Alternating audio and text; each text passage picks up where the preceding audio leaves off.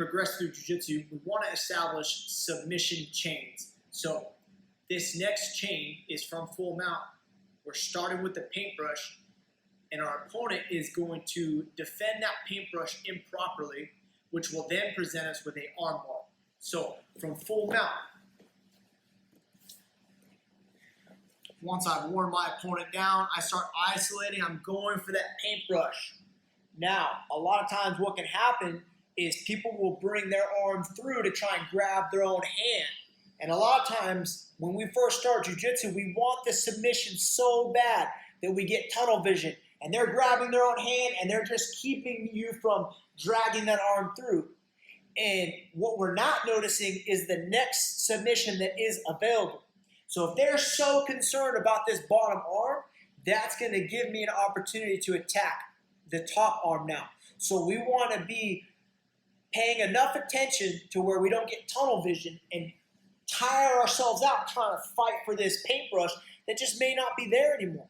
So now what you can do is take your hand out and post. That's going to help us hook the arm. Even if they still have their hands connected, I can still set up my arm bar. So I'm hooking that arm, slide in the knee to the head, scissor that leg, leaning towards the leg, step over. Now I'm in a much better position to start fighting the grips. What I can do is just grabbing at the arm, right? I want as much leverage as possible, so I'm going to take the blade of my wrist and slide that underneath their fingers. I want to hook wrist to wrist. Now I'm going to take this arm out and do the same thing and hug. So now I have maximum leverage, and that's going to separate their arm from their grip. Here's that hug position again. I lay back, finish with the hip up and pull down. So again, remember, we're in our full mount. We're trying to hit our paintbrush.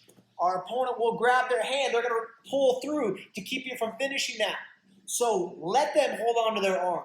Take your hand out, hook at elbow, slide your knee up, switch your foot. Your opponent may have their hands still nice and tight still together. That's okay, because we can sit towards the leg, step over, and now we're in such a good position to address that. Let's use the blade of our wrist, put it on their forearm. That's your guide. You're going to slide it underneath and start working it under their hand.